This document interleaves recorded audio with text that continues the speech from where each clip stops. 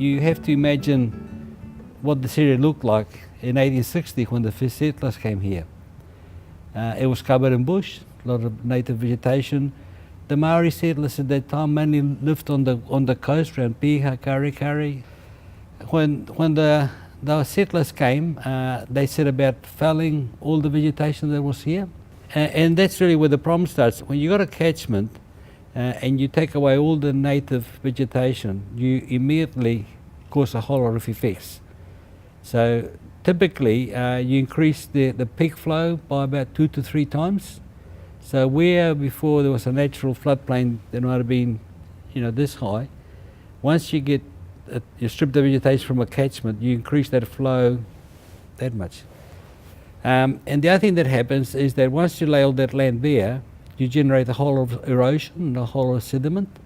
And my mother was born in that catchment, and she used to often say, this area used to flood all the way up to here, they've allowed houses. So it was not a new issue, but Waitakere inherited that issue. Just down the road here in Smyth and Wiltshire Crescent, the government built a whole lot of state houses right in the middle of the floodplain. So surprise, surprise, a flood came along about 1964 and all those houses were flooded. So that was the first time that the authorities started to become aware of the flooding issues.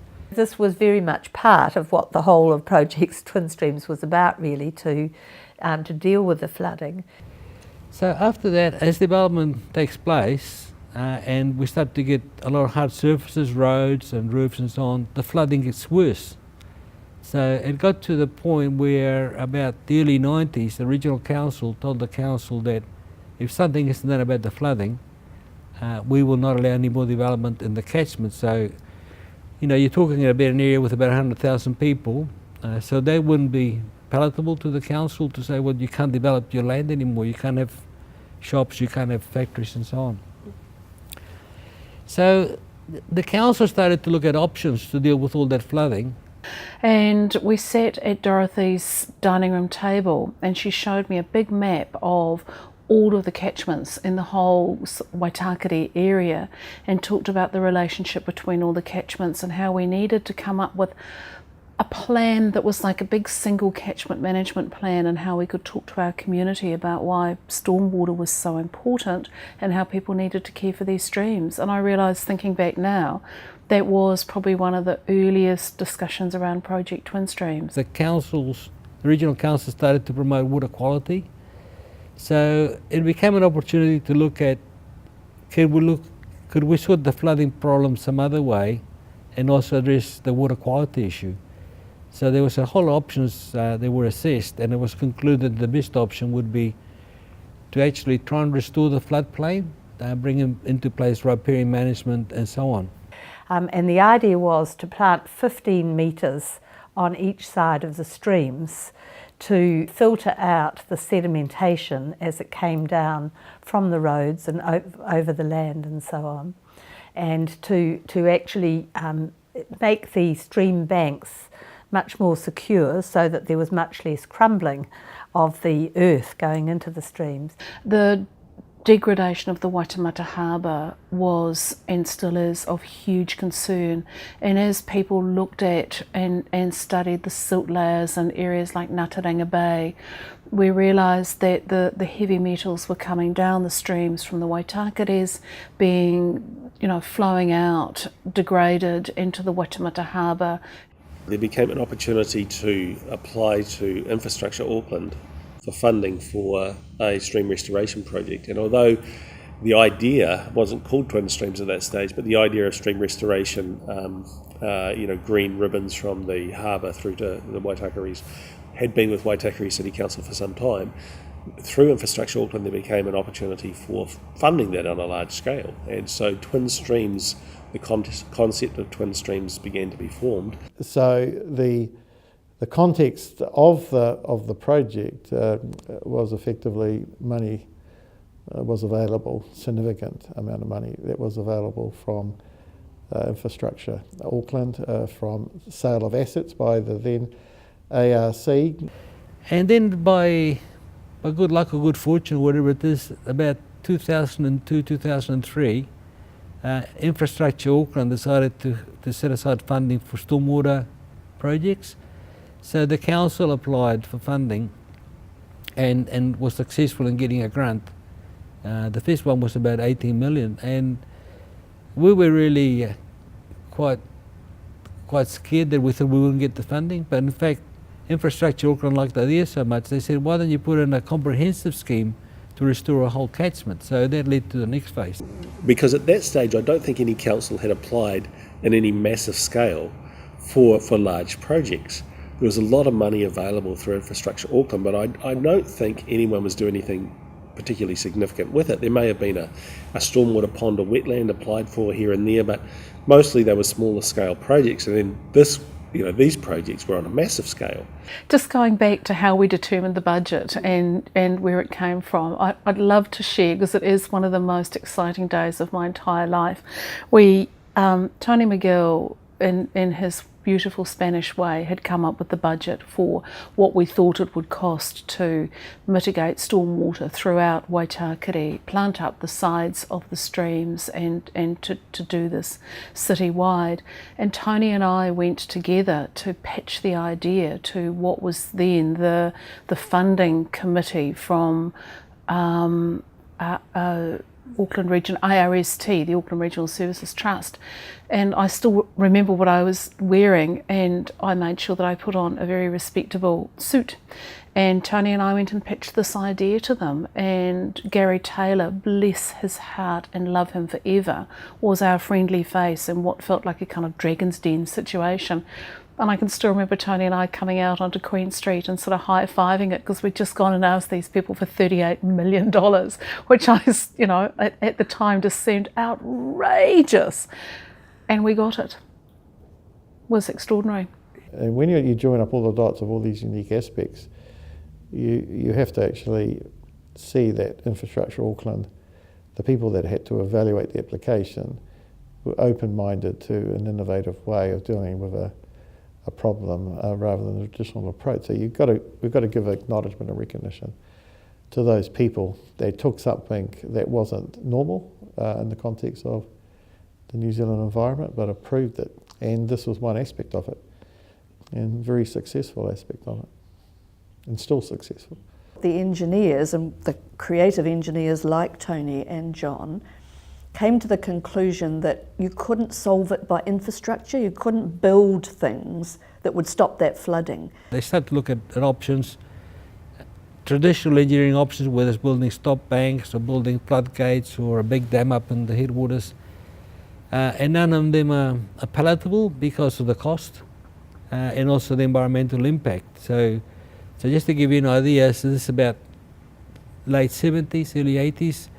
A flood scheme was on the order of $80 to $100 million, which is a lot of money for those days. In a New Zealand context, stormwater projects are focused on putting the biggest pipe you can to get the stream that once existed covered over, so you can actually use the land above and get the water out to sea as quick as possible. So this was a totally different approach. This was a soft engineering approach, or a water sensitive design approach. And that was pretty unique in New Zealand at that point in time.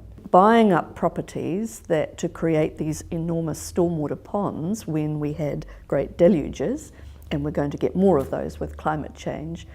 The idea was multidimensional, and I think that's the thing that really excited me about Project Twin Streams, is its complexity, big strategic vision of an eco-city.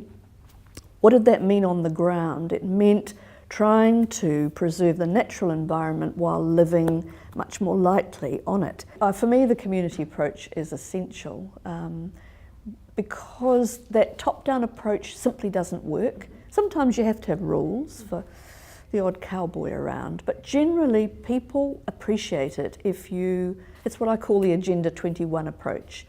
If you explain to people what's going on, you involve them in trying to solve whatever it is, it builds their ownership and it's much more likely to last.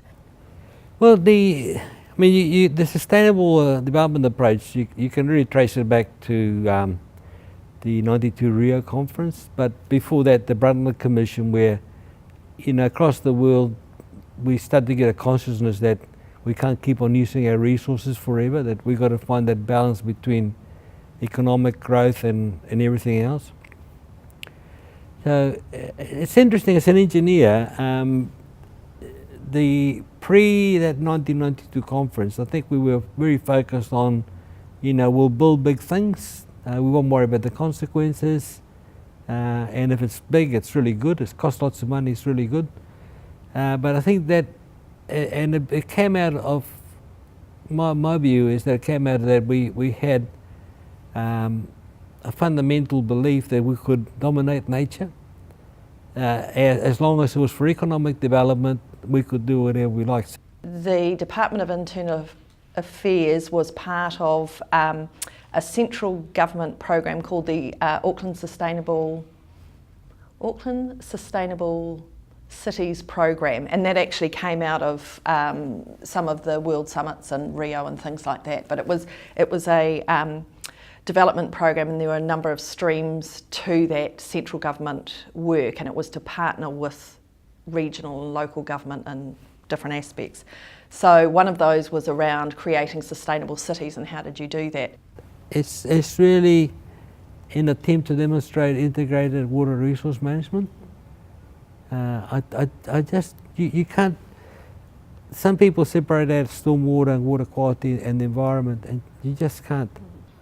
Project Twin Streams became the perfect vehicle for making sure that we were looking at the kind of cost in managing stormwater, that we would look at what the cheapest way would have been to put it all in pipes, but the long-term environmental effect would have been more negative. The long-term and negative environmental impacts would impact the social impacts, and for the first time then looking at the ability for us to weave the cultural thread through, to work with the arts community, to work with Māori and in partnership, was the place where where it all came together.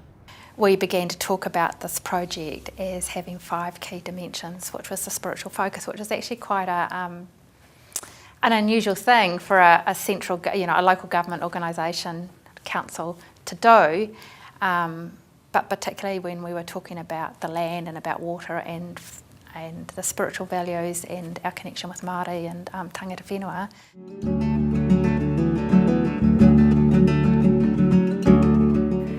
And as luck would have it, although it was unfortunate for the homeowners, we had a major flood in the Henderson Valley area.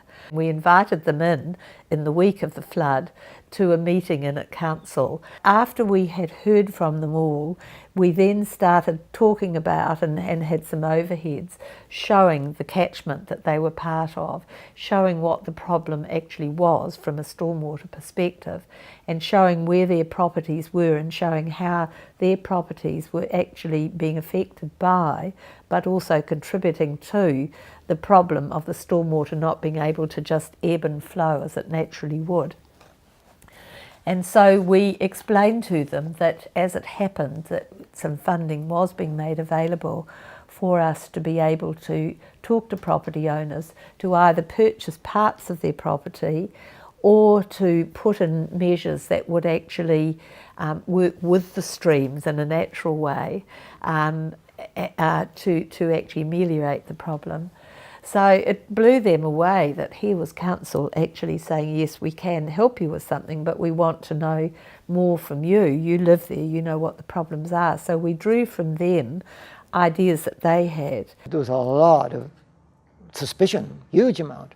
And so we explained what was happening, why we can't put up a dam up there in the hills, and all the costs of trying to sort of keep these things clear and whatnot. So there was a huge amount of education went in first. That's how it started. And then people start to realize that, they are in a difficult situation. Mum and Dad had a big property. So we had apple trees, plum trees, feijoa trees, and this huge willow tree that was home to many ducks when it was pouring with rain. I remember watching the rise of the tide, the creek, and watching that flow. It got a bit scary for a moment then, but it never came up to our steps. It just touched the grass, and then subsided there. Over a period of time, some people agreed quite quickly that they would sell, and so we would go through this very careful process, which took ages actually. Or some took much, much longer, and they would phone and ask to speak to us again, so we would go out or spend a team out again, and so on, until people were ready to make the decision. So at no stage did we have to use a legal process to purchase the properties, which we were entitled to do but didn't want to.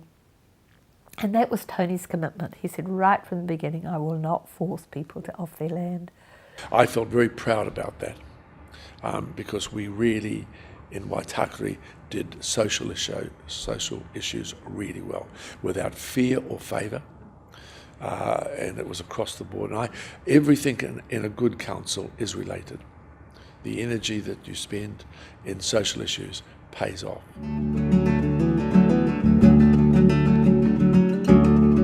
those days, it was perfect. Tasted beautiful. And plenty of wildlife in there. I can remember catching, native trout, cockapoo, with my brothers in the streams at the bottom of the gullies, and plenty of phosphorescence in the streams from the Latia and stuff like that. I remember seeing all those sorts of things in those days. So yeah, it was a fantastic time. The water was beautiful. And again, that's one of those things you tell kids in primary schools today. We used to swim in these streams, and they kind of look at you and think, you're crazy, why would you swim in there? But that's how beautiful our streams used to be. They used to be pristine, you could jump in them and you could drink the water. If you had seen the stream area, especially Upoluku stream, which I was involved with, because I work at the other end of the stream, right at the source of the stream, where it's pristine, and we've got beautiful forest around it, and we've got a campsite at one area there. But at that time, following the stream down into the back of some of the houses and some of the factories, you could just see how uncared for and how unloved it was, and it certainly needed some form of work. Environmental restoration work put towards it. But our backs were to it. We just chuck our rubbish over our shoulder, starting from destroying all of the forest, 100 years ago. And this was about encouraging people to turn around, to see the stream as a living being. But when you start talking to mana whenua, you actually find that there's really more important indicators which are more meaningful. So I remember at a meeting one of them saying, look, the day I know the stream will be good, it's when I can see eels swimming up the stream to spawn. And say, okay, well that's actually more tangible. And in a way it's a lot easier to measure, because you can spend a lot of money measuring water quality and still not come up with any conclusions.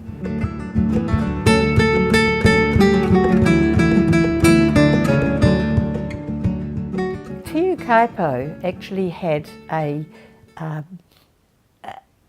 saying for their whole program, which I'd really adopted for Project Twin Streams, which was healing the land, healing the people.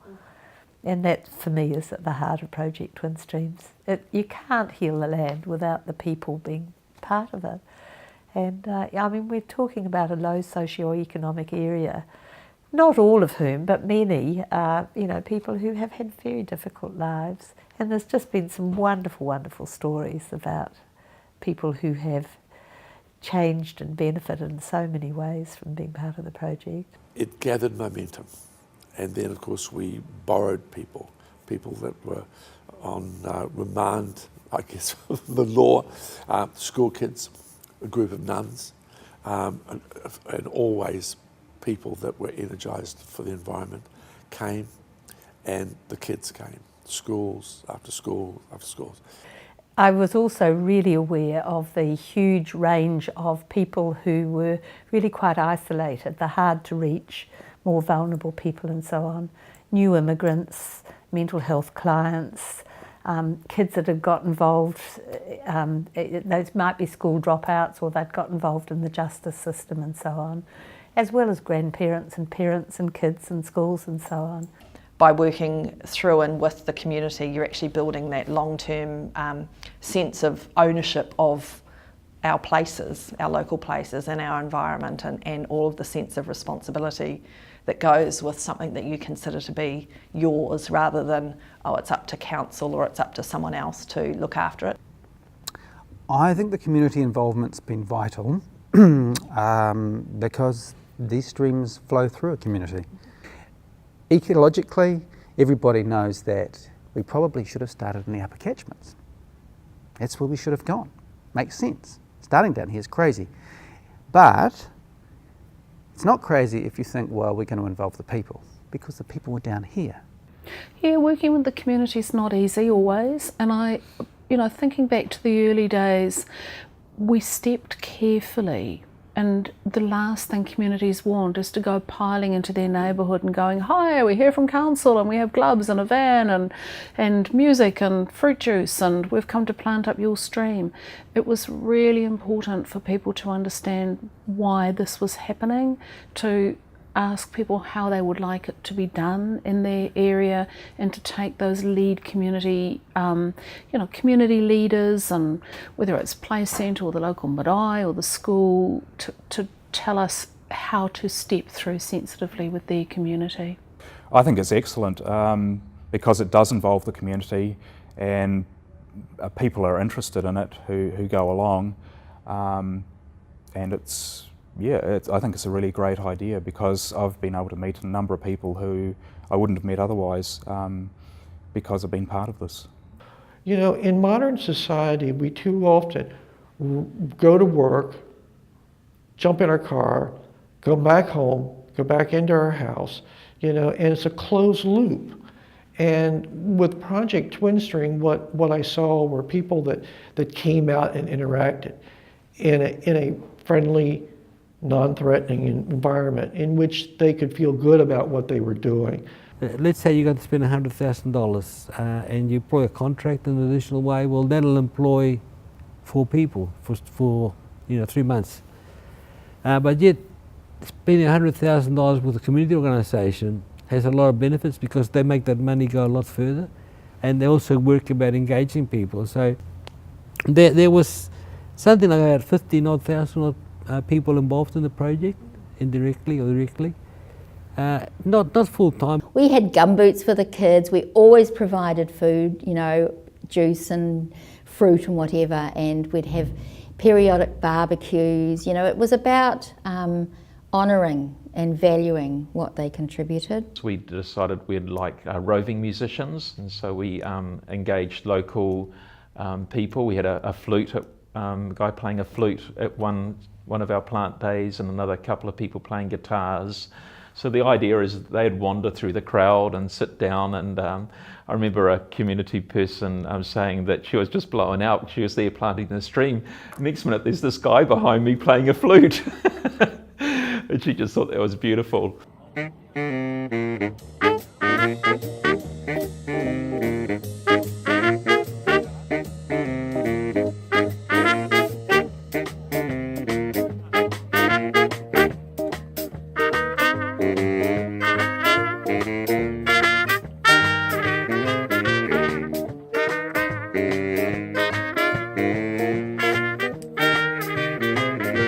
We'll have activities there as well for the children, showing them how to make boats made out of the korari, again the flower stalks of flax, which I used to make as a child, but we're passing it on to this generation's children and showing them how to, so we tried to cater for all age groups, if you like, in different ways. And we'd finish off with, sometimes we'd have music, and also finish off with a barbecue. But for the kids, it was just, they just love nature, and we often say in the project that the kids really get it. For them, you don't need to explain why we need to look after our environment. It's just a completely natural thing for them. They love the outdoors, they love nature, they love the fish and the geckos and planting trees. For me, being part of planting and doing a lot of that kind of dirty work in Year 12 for the community service role, there were a lot of days where it would be raining and the girls would kind of not be too keen to go out on that day, it's kind of nicer to just stay at school in the warm. But once we got out there, it was fun, mud and rain. Yeah, I think it was just building the excitement as well, and just generally creating more awareness as well for the younger, especially the younger generations. Yeah, I think its strengths is definitely its direct impact on West Auckland's like streams and into our land, because above all the talk and all of the like programs we have going on, we actually do get stuck in, and like we're mulching, we're weeding, we're propagating, and we're replanting with all of the schools that Richard and like his team go through. With because I think they work with Pamaria, they work with St Dom's, they work with all the West Auckland schools. So we are actually getting stuck in. It's not just a lot of talk. Yeah, the gumboots and our rough clothes. But it was really good feeling, like doing something. Yeah, we brought our gummies out. I think like our previous involvement the previous year got us really excited about it. So when we did come up to like the senior roles, we did push for it to be a little bit more like seamed into and stitched into our program at school. We used a lot of the schools, a lot of the neighbouring people who may have bordered onto the stream area, got them involved, and we did it in a number of ways. We did it through stories, through telling them about the different plants that a lot of the children from the different schools were during planting days, bringing stories to those plants through traditional uses, whether it be for medicinal uses, or whether it be for food. It sort of threw highlighted the plants in another way. It wasn't just a green plant which they were planting in the ground. It actually had a story to it. It had whakapapa, if you like. And so bringing that to light for the children, I think was hugely important. I see huge benefits for schools. I'm always looking for opportunities for children to serve, to get out and do a bit of community service. I think is a fabulous opportunity for kids to be involved in. So I mean, whether twin streams continued or not, I mean, I would still be looking for opportunities like that, because I just see huge value in them. You know, make sure you invite your parents down here to have a look and see what you've been doing. Bring them down and, you know, understand that these trees that you're planting are going to be here forever. A lot of people with a mental health issue become quite isolated for all kinds of different reasons. The beauty of it is nature is obviously healing, but it also gives people a chance to be a little bit farther away if they need to be. They can go for a walk if they like. They engage as much or as little as they want to. Some people say that's what gets them up in the morning. They get back out, they reconnect with their community, but I think the biggest thing for them is the feeling of self-worth. They're giving something back, and that's huge for people. And they put this on their CV. About 8 or 9 people have ended up in employment directly through Project Twin Streams. And in the corrections group, some of the people there, they knew which ones they'd planted, and they would bring their families down to see where they'd planted.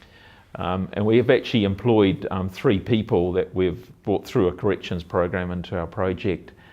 A lot of the times they don't have licenses, so sometimes it's employing them for a short period of time while they get on their feet and they get their licenses back, and then they can go back into the work that they really value or you know, meets their skill base.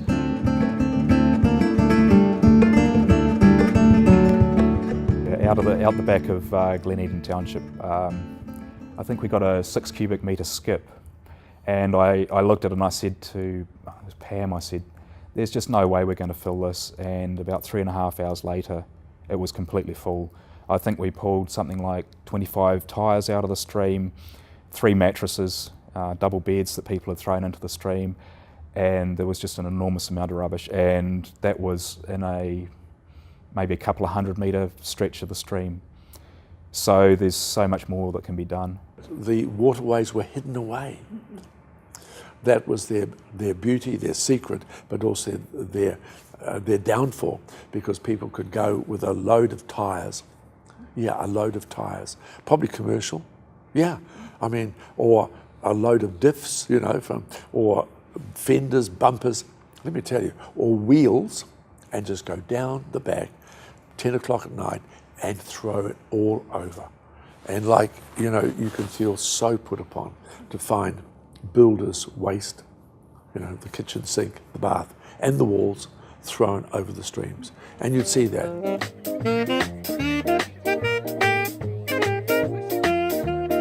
The key to change and engagement was how do you capture people's hearts and minds, and that creativity was a key way of engaging hearts and minds, and it's through doing that that people get in touch with something maybe deeper within themselves, or make a connection to the environmental streams, and then start to think about things differently. So stream restoration projects aren't that sexy, to be honest, and it's really easy to kind of preach to the converted a little bit, and sure, you'll get people that are going to turn up to planting days, and they'll be the same people that turn up all the time. So without something new and something innovative, that was never going to change. Those numbers were never going to grow. It's kind of like you can stand on street corners and shout at people about how they should change their behaviour, but no one's really going to listen to you. So this was something really different. Through offering people a chance to learn about something in a creative way, it was really appealing, and it just gave people a chance to learn things, and they didn't actually realise that they were learning along the way. One of the first art projects that we did was down on the Corbin estate, which was the big tuna down there, the big eel, which I often see kids clambering over it, and it's wonderful because it's artwork, but it's also a playing thing. And Janet Holt, Janet was amazing. To her, the key was this wasn't art done by an artist to be put down there whether you liked it or not. This was art that grew out of the growing passion and love and interest that people were developing in relationship to their stream. The engagement was such an important part of the project. It was like the giant carrot that gave people motivation, gave them a little bit more reason to do something different. That was a really exciting part of Project Twin Streams, because I see creative engagement as a way of really capturing a whole sort of section of society who respond to nature. It's sort of basically a way of enabling people to respond to nature. Creative engagement's also been used as an educational tool in terms of teaching people about pollution and allowing people to make political statements about those things as well. I think it makes it more visual for outsiders to actually see what we're doing, because it's all very well for us to be doing the water testing or invertebrate searches, but that's something that only the students can see, and the parents don't see it, the community doesn't see it. Whereas if we've created a big mural with native fish, native birds, etc., then the community's able to see and then be asking, or at least thinking about the story behind that. So I think that that's a very valuable thing for them to be doing. And certainly we've got some, the current crop of artwork that's been produced by the students of the school with Mandy Patmore this year has been wonderful. I think when we often talk about creative engagement, we do think of the big murals or the big sculptures, and they've been absolutely fantastic. But I also think of the little things that happen down on the plant days when the kids make clay sculptures, or they make designs out of seeds and plants and leaves, and all those things are really, really valuable. The children created the artwork, and it's been built into the stream. And what that does is two things. One is it raises everybody's awareness of the stream and its importance. But I think it has a value in that it imprints on the children this stream experience, which will be in their memory for quite a while. And I would hope that they would carry this into their adult life, and the stream would still be a part of their life as they become parents. The process was always about getting ideas from the community first. So I was always very firm about this. We're about getting the ideas from the kids, if it was a school, for example. which could sometimes be difficult. If it was a huge amount of people involved, it's very difficult to include everybody in the ideas process. So I would find ways to just work with sometimes smaller groups that had been representatives, and slowly you just sort of shake down until you come up with a rough idea of what it is that they might want to do, and what they want to learn along the way as well. That mural, Kei Tua Mai, is a 27 metre long mural on the side of Westfield West City, created over probably about 2 years by over 1,200 members of the community. 27 metres of ceramics that were like a giant stream with over, I think, 500 or 600 ceramic fish in them. Painted panels that gave the impression of lots of community members working alongside the stream doing planting. Yeah, it's just a big old party of awesomeness with heaps of colour and different mediums, and lots of special little people painted on it by heaps of different school children and members of the community. We also had flexes which were important and had been passed down through Te Kauro Amaki lineage, also planted in the area as well. And yeah, so, and again, yeah, in the Weaving Circle, which is a Henderson-based group of weavers, they use that little area even now, you know. It is some of the really beautiful things that have happened, and it's the partnership with Māori, like the planting of the medicinal plants along Project Twin Streams, and the generosity of Māori in the work that was done to help get the planting of flax, the harakeke trails, the lovely outreach then by planting flax into the weaving community, back into the marae, the women who were involved in some of that is just, there are some lovely linkages that people might forget, but that flax is still there, those medicinal plants are still there, and I just love that transfer of information and that transfer of humanity through this is, hopefully people will hold on to what happened with that. It's really special.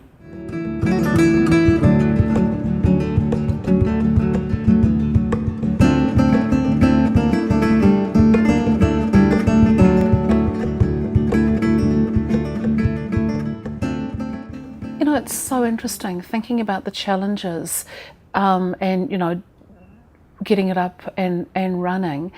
It's a wee bit like childbirth. I'm sure it was really hard at the time. I've kind of forgotten that, because you remember the good bits and the plantings and everything good that's come out of it.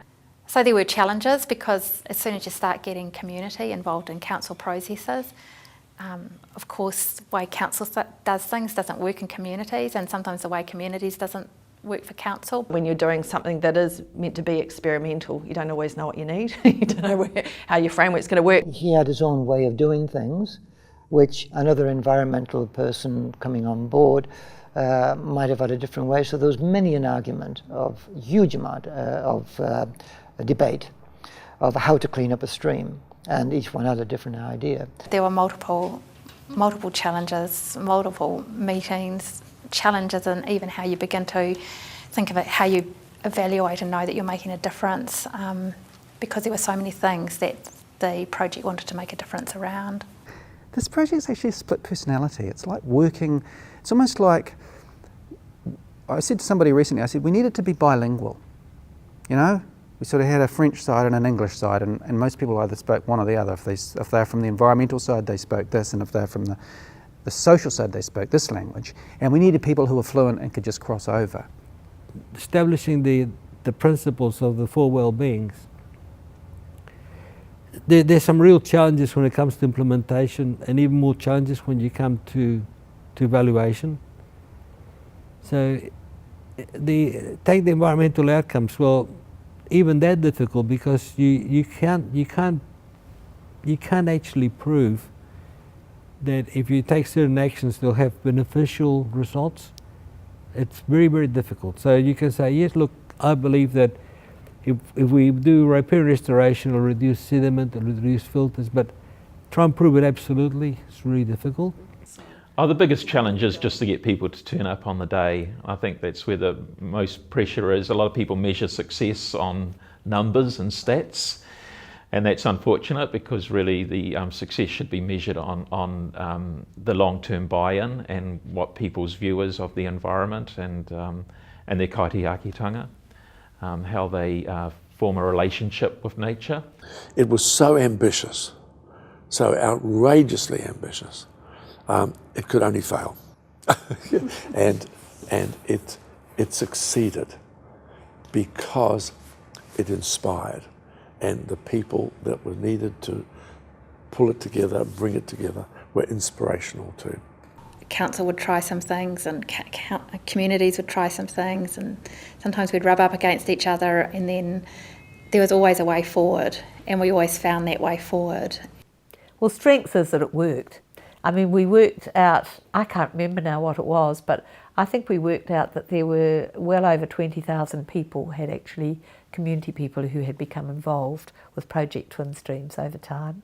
We developed really strong relationships, and I think the strength was that in those first few years we had a really stable team within council that didn't change, and we also had our community partners, and the first lot of community coordinators were very passionate, and they were there for a while, and we created a very robust relationship. If you look at it from a pure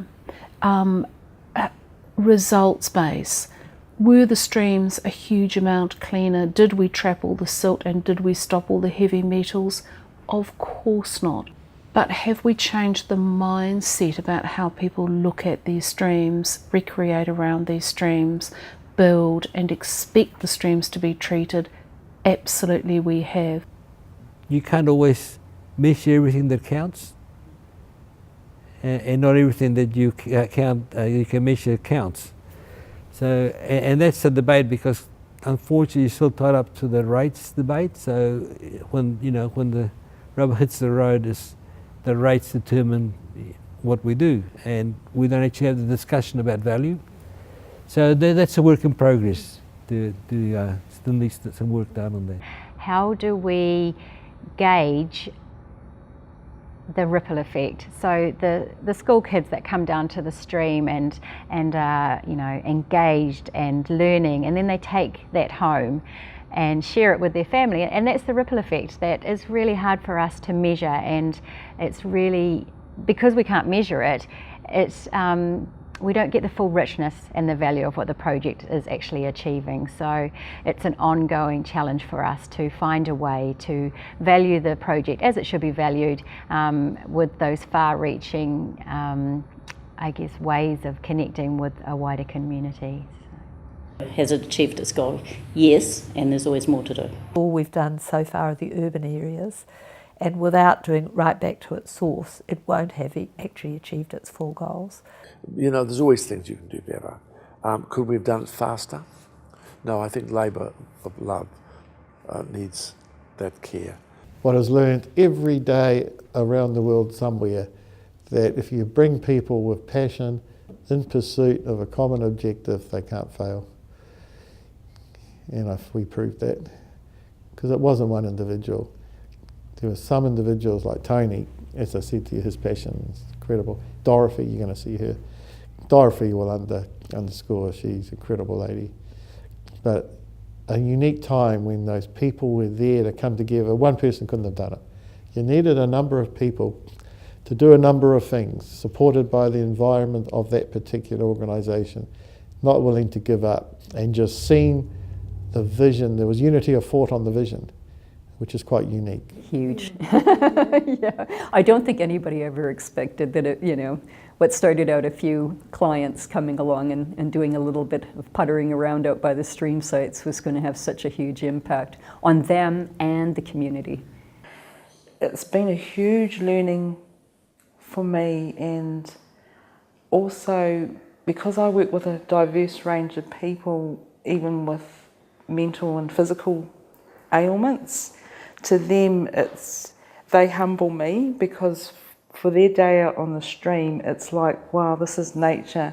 They could be pointing at a hebe that's flowering and all these bees, and it's a beautiful way of expressing you know, this is beautiful, and appreciating it. Just being out in nature, just being able to relate to people again, being able to, you know, gain friendships. There's a lot of friendships been gained.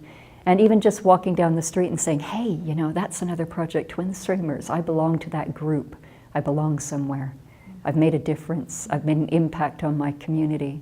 What's been learnt is that council organisations can work with the community and encourage the community to look after their natural environment. Yeah, I just think it's really worked. We have whole generations who may never have put their feet in a creek, never splashed water on their friend, you know. So there's a part of enrichment of life that is lost, and I think that that's where we're trying to get back to. And in my experience of observing life, I've seen very, very many smart people come up with great ideas.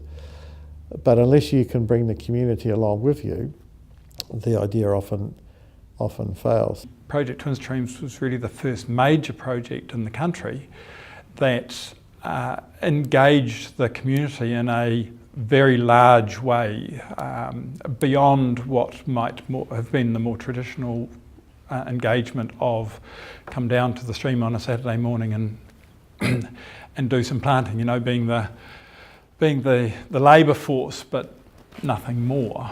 You know, partnership and collaboration isn't nirvana. It's not necessarily always the best or cheapest or preferable way of doing things. There are some things that councils or communities should just get on and do themselves. What we need to do is get a more sophisticated understanding of when a community development approach is really going to add value, and when it's makes more sense to just go it alone as an organisation, or as, you know, residents, or as institutions. This is a human altered environment. We need to take account of that more. So some of the plantings that we did early on were wrong.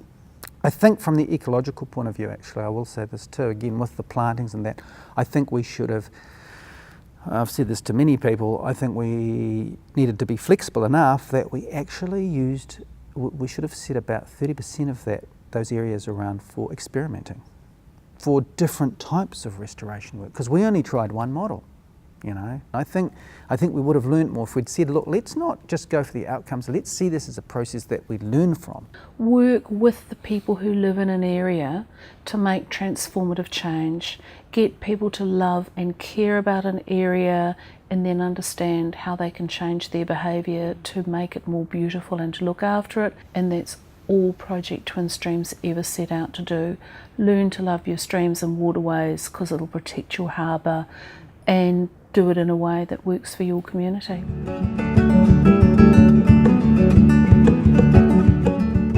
Waitakere wasn't that keen on being part of the new city because we wanted to continue on at the time in the eco-city direction. So I think there's probably quite a lot of dissipation of energy, but I guess people did what they could.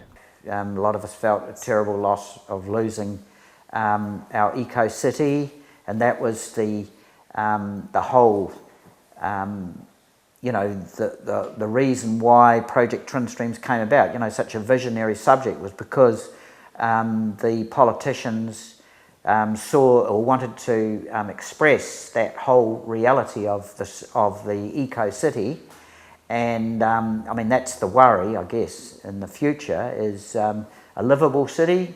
Is that an eco-city? Time will tell.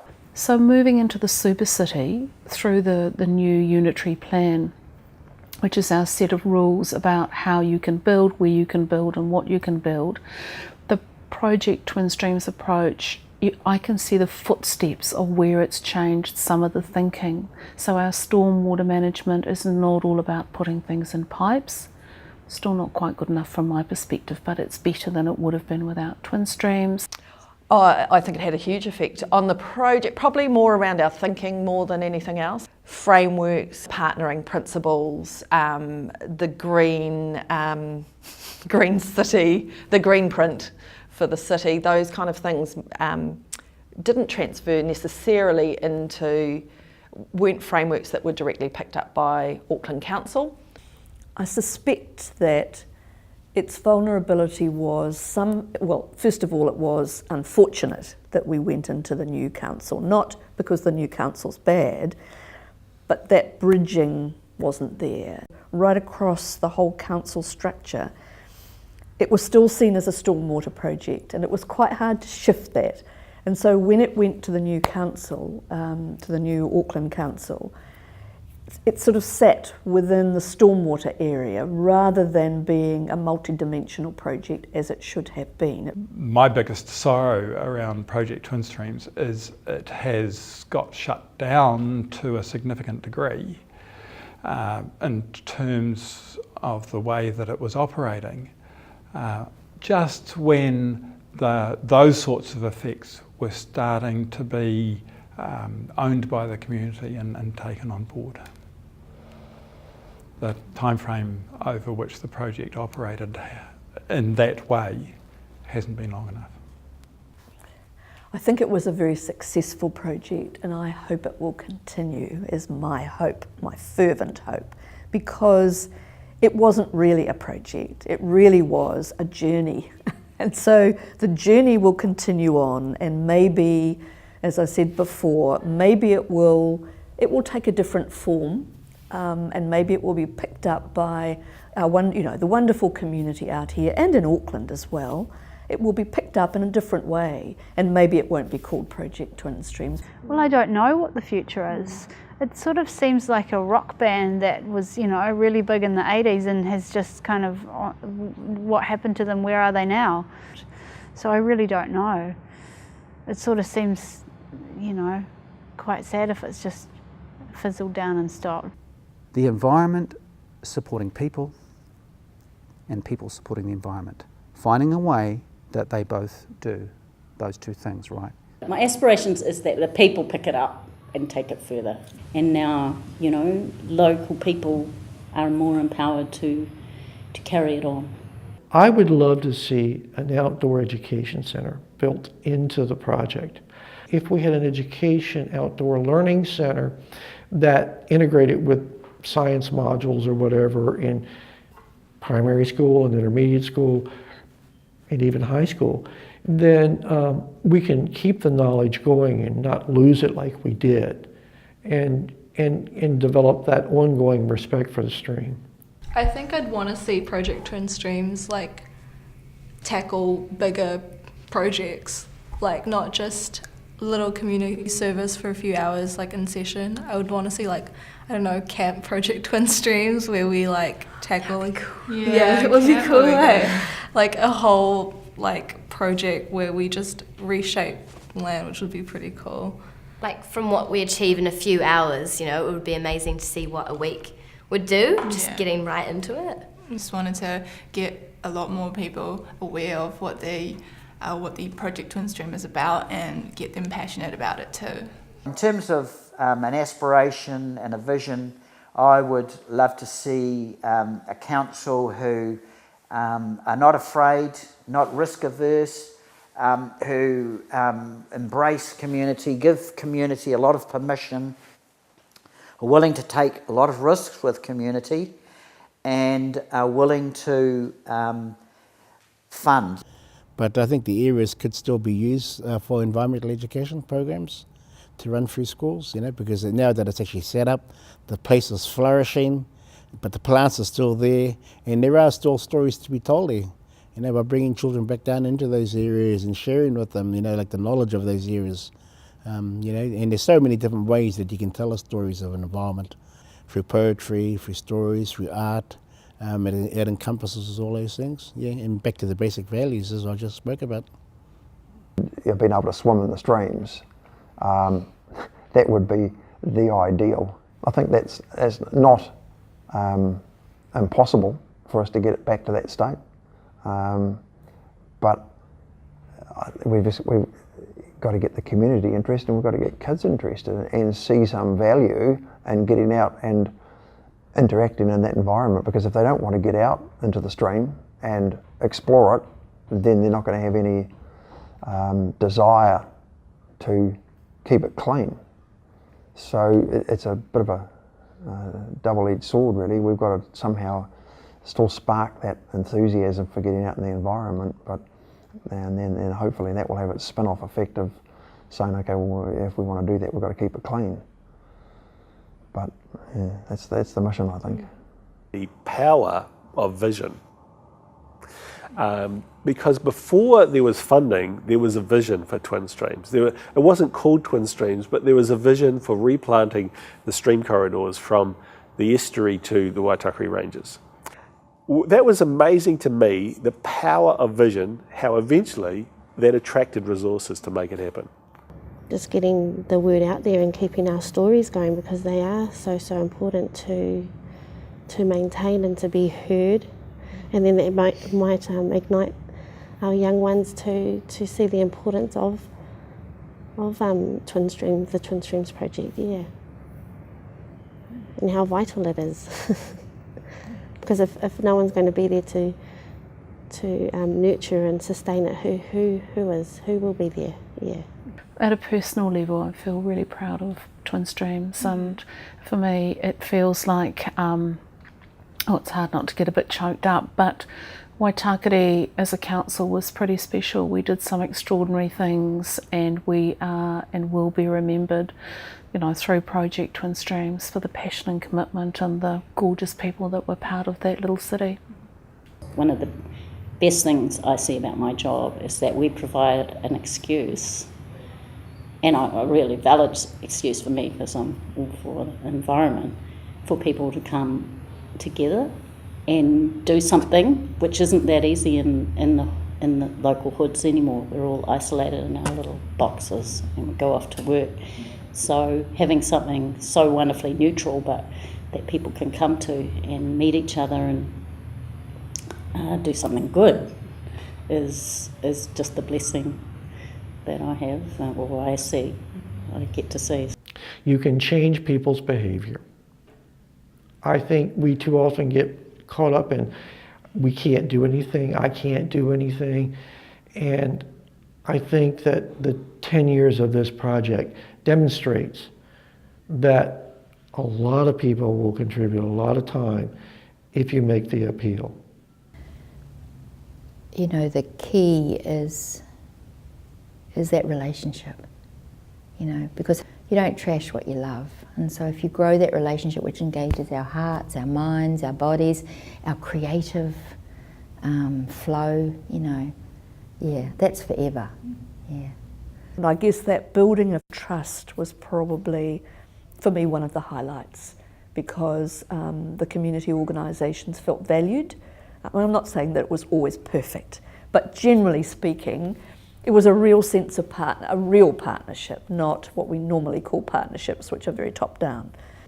Made huge contribution to build the infrastructure of communities. Where there was no community, where neighbours hadn't spoken, neighbours could speak. I just don't know where to begin, really. It's just been huge. It's, yeah. It's something that's made everybody feel wonderful. Yeah, anybody who's been involved. And we were just exceptionally lucky with the whole EcoCity Project Twin Streams idea to have that, what I call the marriage of true minds. It was a real partnership between the politicians, the community, the staff, and Māori at that time coming together in quite an unusual way. And I think we were so lucky. We were just so lucky.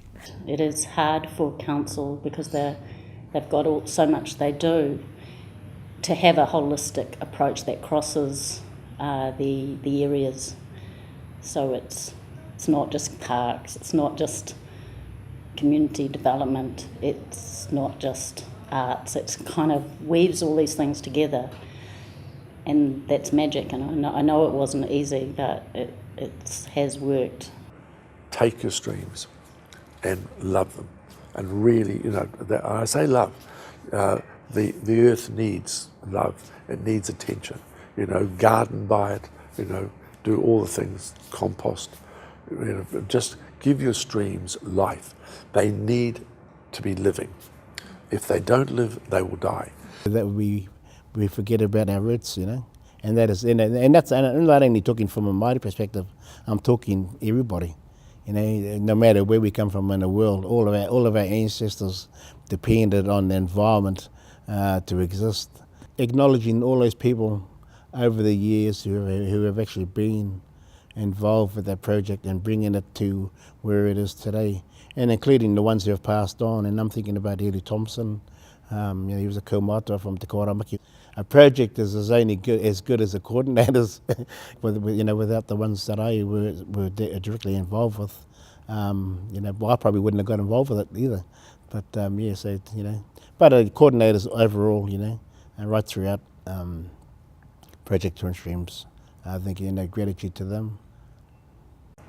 So I think it was a triumph of a community in love with the environment and in love with the elements. And if there's probably one message you can take away from all that, is that we're addressing issues that have taken place over 260 odd years, and it's going to take quite a long time to try and put those right. It won't be possible to restore. You can't put back what was there once. But I think if we and the community and the council keep on working on it, they will achieve some great results, but it will take time.